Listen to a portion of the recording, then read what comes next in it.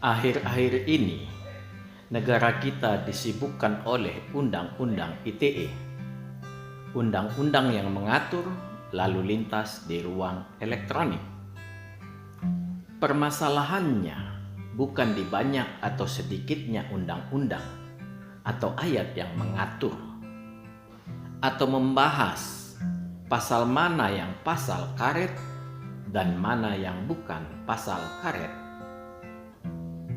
Yang harus dimonitor adalah seberapa jauh keefektifan penerapan undang-undang ini. Di dalam konsep berpikir saya, undang-undang apapun yang ada di negara kita ini tidak akan pernah memenuhi rasa keadilan. Karena tiap orang memiliki sudut pandang sendiri dan negara sering kalah ataupun mengalah. Untuk itulah, seluruh produk hukum harus ditempatkan dalam konteks harus terukur.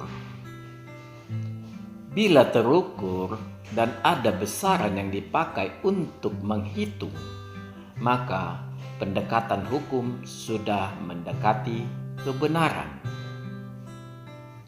Hukum di negara kita sangat banyak tersandera dengan hal-hal yang di luar hukum, seperti kebijakan lokal, pendekatan persuasif, suara ormas, dan termasuk juga suara para ulama.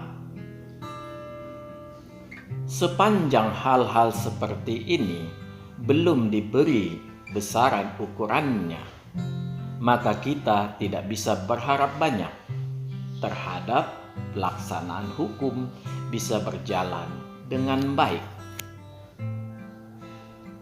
Dunia elektronik, dunia maya, suatu dunia yang tidak bisa kita hindari perkembangannya.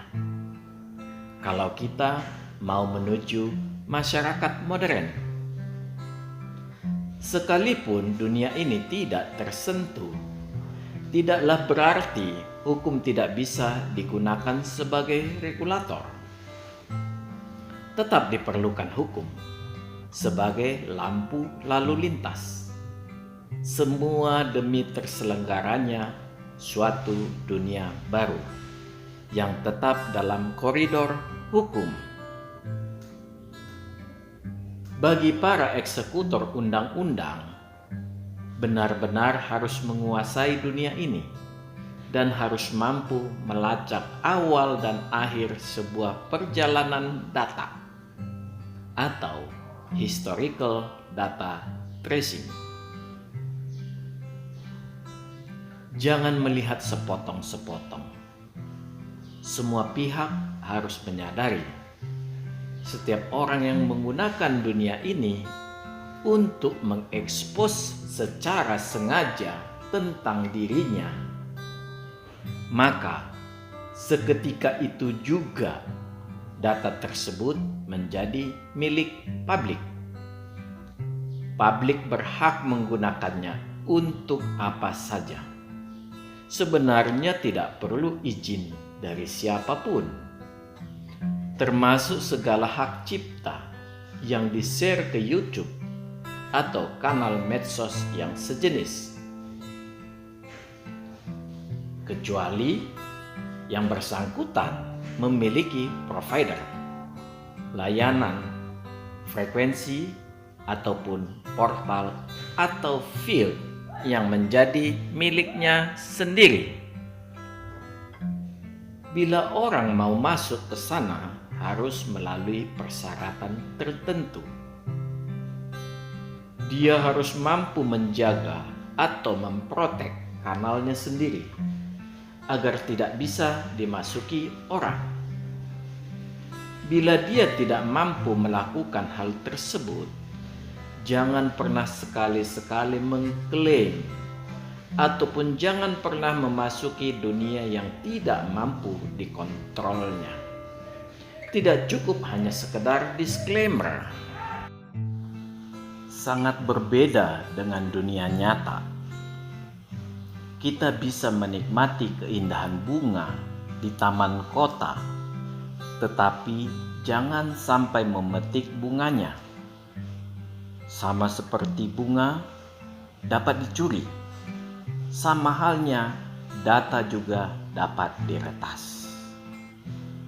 Bunga dan data bisa dijarah beramai-ramai, sehingga undang-undang sangat sulit melacak siapa yang pertama sekali melakukan. Oleh karena itu, tidak perlu terlalu repot untuk melihat siapa inisiatornya. Himbauan yang benar dapat dilakukan. Silakan menikmati bunga tersebut, merabanya, mencium baunya tanpa merusak. Bahkan kita menyebarkan kabar bahwa di taman kota tersebut ada bunga yang indah. Orang dengan senang hati beristirahat di taman kota itu. Disinilah salah kaprahnya penerapan hak cipta di kanal-kanal medsos termasuk YouTube.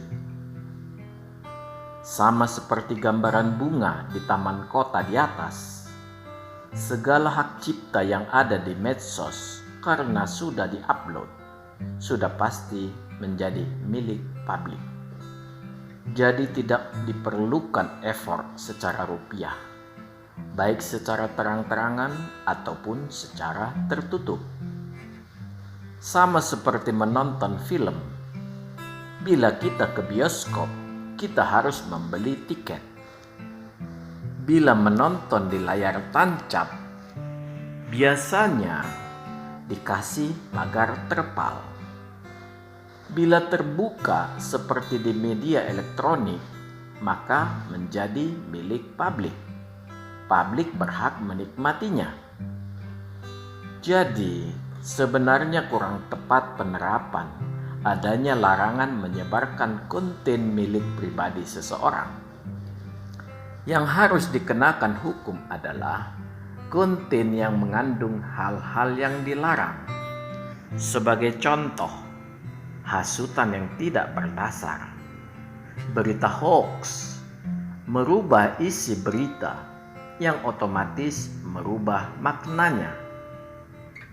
Di negara-negara tertentu termasuk juga pornografi dan lain-lain. Penerapan hukum di dunia maya tidak banyak bedanya dengan media sejenis di dunia nyata. Seorang maling panci, bila beritanya masuk ke media elektronik, ya, satu republik tahu dan memperbincangkan. Apakah harus disalahkan satu republik? Memperbincangkannya tidak salah. Yang salah adalah menuduh seseorang sebagai maling panci bila belum terbukti di pengadilan. Masalah kecepatan menyebarnya sebuah info tidak perlu menjadi bahan pertimbangan hukum, karena hal ini akan semakin berkembang di masa depan. Berita akan berubah di masyarakat menjadi berita maling panci yang tidak terbukti di pengadilan.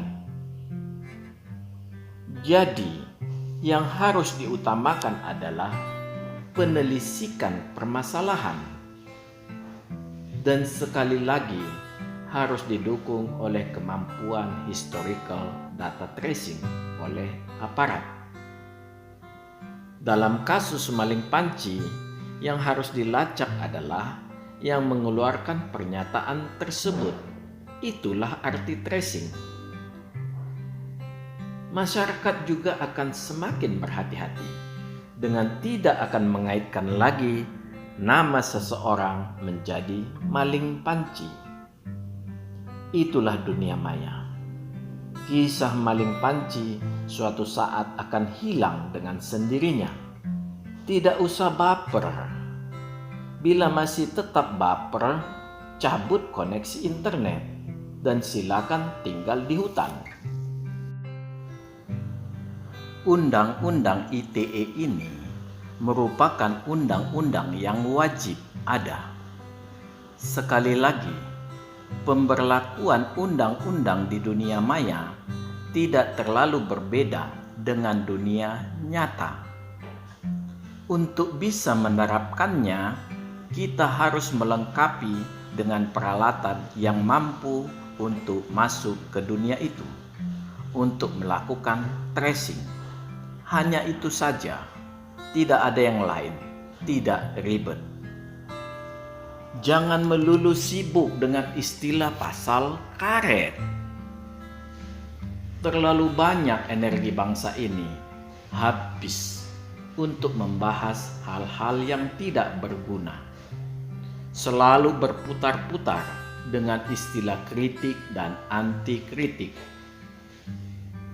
Ini memperlihatkan tingkat intelektual yang tidak meningkat dengan hanya membahas hal-hal di seputaran itu. Bila orang semakin cerdas, maka dia akan mengemas hinaannya dengan bahasa kritik yang tidak tersentuh oleh hukum. Bagaimana caranya? Dia harus pakai otak sedikit. Bila tidak pakai otak, langsung tangkap. Tidak perlu menunggu waktu. Jangan ewuh pakewuh. Hukum harus tegas. Inilah kepastian hukum yang harus dihormati bersama.